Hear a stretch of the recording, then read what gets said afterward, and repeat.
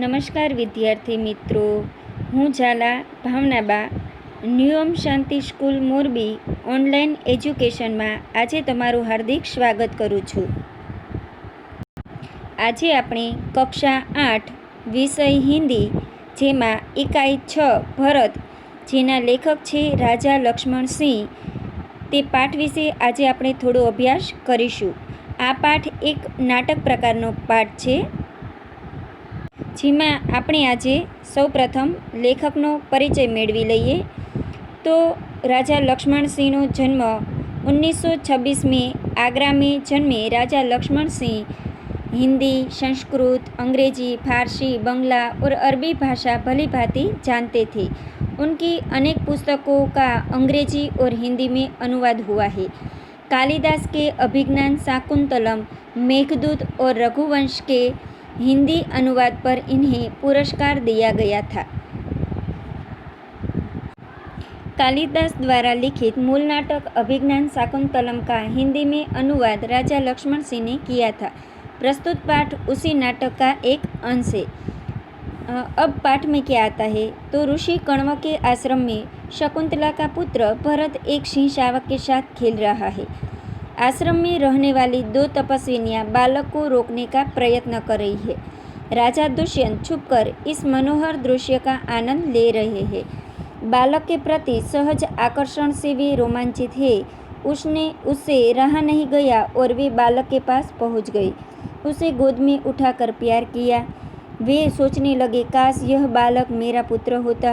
दोनों तपस्विनियों की बात से उन्हें पता चला कि यह बालक उन्हीं का पुत्र है. यह जानकर वे खुशी से झूम उठे.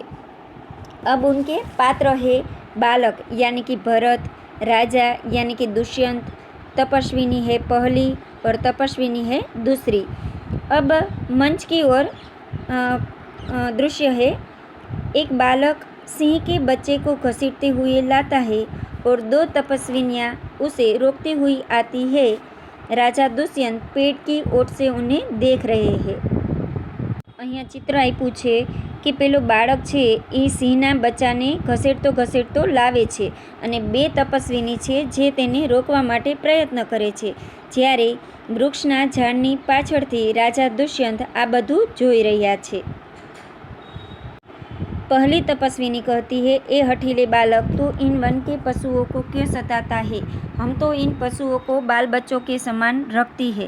तेरा साहस बढ़ता ही जाता है. तेरा नाम ऋषियों ने सर्वदमन रखा है, सो ठीक ही है. પહેલી તપસ્વીની કહે છે, એ જીદ્દી, હઠીલે એટલે કે જીદ્દી, એ જીદ્દી બાળક, તું આ વનના પશુઓને કેમ હેરાન કરે છે? અમે તો આ પશુઓને અમારા બાળકોની જેમ રાખીએ છીએ. તેરા સાહસ એટલે કે તારી હિંમત તો વધતી જાય છે. તો તારું નામ ઋષિઓએ સર્વદમન રાખ્યું છે, તે બરોબર છે. સર્વદમન એટલે કે બધામાં જીતનારો. फिर दुष्यंत कहता है, उनकी बातें सुनकर स्वयं से, ओहो, क्या कारण है कि मेरा स्नेह इस बालक की ओर उमड़ा सा आता है? પછી દુષ્યંત રાજા કહે છે મનોમન કે અરે, આનું શું કારણ હશે કે મારો પ્રેમ છે એ આ બાળક પ્રત્યે વધારે જાય છે. फिर दूसरी तपस्विनी कहती है, जो तू इस बच्चे को छोड़ न देगा तो सिंहनी तुझ पर दौड़ेगी. પછી બીજી તપસ્વીની કહે છે કે જો તું આ બચ્ચાને નહીં છોડ તો તેની માં સિંહની હમણે આવશે અને તારા ઉપર તરાપ મારશે. તો બાલક મુસ્કુરાकर, ठीक है, सिंहनी का मुझे ऐसा ही डर है, मुँह चिढ़ाता है. બાળક હસીને કહે છે કે સારું, મને એનો ડર છે. दुष्यंत आश्चर्य से, यह बालक अवश्य किसी तेजस्वी वीर का पुत्र है. इसका मुख अग्नि के समान दमक रहा है. दुष्यंत આશ્ચર્યથી કહે છે કે અરે, આ બાળક કોઈ તેજસ્વી વીરનો પુત્ર હોવો જોઈએ. આનું મોઢું છે એ અગ્નિ જેવું દમક એટલે કે ચમકી રહ્યું છે. पेज नंबर 37 पर पहली तपस्विनी, हे प्यारे बालक, सिंह के बच्चे को छोड़ दे, मैं तुझे खिलौना दूंगी. પહેલી તપસ્વીની કહે છે કે હે બાળક, તું આ સિંહના બચ્ચાને છોડી દે તો હું તને રમકડું આપીશ. તો બાલક હાથ પસાર કર એટલે કે હાથ લાંબો કરીને, પહેલે ખિલોના દે દો, લાવો કहाँ है, પહેલાં રમકડું આપો, દેખાડો ક્યાં છે. फिर दुष्यंत दूर से बालक की हथेली को देखकर स्वयं से, પછી દૂરથી જ રાજા દુષ્યંત છે એ બાળકની હથેળીને જોવે છે અને કહે છે કે આહા इसके हाथ में चक्रवर्तियों के लक्षण है। અરે આના હાથમાં ચક્રવર્તીઓ એટલે કે આખા સર્વને બધાને જીતનાર જે લક્ષણ હોય છે એ તો કે આની અંદર છે। ઉંગલીઓ પર કેશા અદ્ભુત ચાલ હે, આંગળીઓ પણ કેવી અદ્ભુત છે નાની નાની। ઓર હથેલી કી શોભા પ્રાતઃ કમલ કો ભી લજ્જિત કર રહી હે, અને આની હાથની શોભા પણ પ્રાતઃ એટલે કે સવારના કમળને પણ લજ્જિત કરે છે તેવી છે। दूसरी तपस्विनी, हे सखी सुव्रता, यह बातों से न मानेगा, जा मेरी कुटिया में ऋषि कुमार के खेलने के लिए मिट्टी का मोर रखा है, उसे ले आओ। दूसरी तपस्विनी કહે છે, હે સખી સુવ્રતા, આ છોકરો વાતોથી માનશે નહીં, જા મારી ઝૂંપડીની અંદર ઋષિકુમારને રમવા માટે માટીનો મોર છે તે લઈ આવ। પહેલી તપસ્વિની, મેં અભી લીએ આતી હું જાતી હે, પહેલી તપસ્વિની જાય છે। બાલક, तब तक मैं इसी सिंह के बच्चे का साथ खेलूंगा, बाળક કહે છે ત્યાં સુધી હું આ સિંહના બચ્ચા સાથે રમીશ। यह कहकर तपस्विनी की ओर देखकर हंसता है, અને આવું કહીને તપસ્વીની બાજુ જોઈને હસે છે।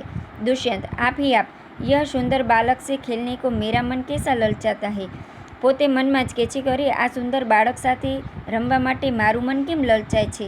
આહા ભરકર ઊંડો શ્વાસ લઈને, धन्य है वे मनुष्य, धन्य છે આવા મનુષ્ય, जो अपने पुत्रों को गोद में लेकर उनके अंग की धूली से अपनी गोद मेली करते हैं। धन्य છે આના મા બાપને કે જેને આના જેવો પુત્ર મળેલો છે।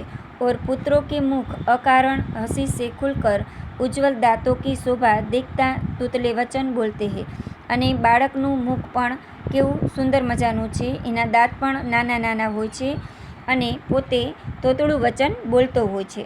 फिर दूसरी तपस्विनी, क्यों रे ठीठ, તું मेरी बात कान नहीं धरता। ठीठ એટલે जिद्दी, अरे जिद्दी बाळक, તું મારી વાત કેમ નથી માનતો। इधर उधर देखकर कोई ऋषिकुमार यहाँ है। तपस्विनी અહીંયા ત્યાં જોવે છે અને કહે છે કે કોઈ ऋषिकुमार અહીંયા છે। दुष्यंत को देखकर, हे महात्मा, तुम ही आओ और कृपा करके इस बालक के हाथ से सिंह के बच्चे को छुड़ाવો। દુષ્યંતને જોવે છે અને કહે છે કે હે મહાત્મા, તમે કૃપા કરીને અહીંયા આવો અને આ બાળકના હાથમાંથી સિંહના બચ્ચાને છોડાવો। दुष्यंत, अच्छा, बालक के पास जाकर और हंसकर, दुष्यंत बालक પાસે જાય છે અને હસે છે અને કહે છે, हे ऋषि कुमार, तुमने तपोवन के विरुद्ध यह आचरण क्यों सीखा है, जिससे तुम्हारे कुल की लाज जाती है।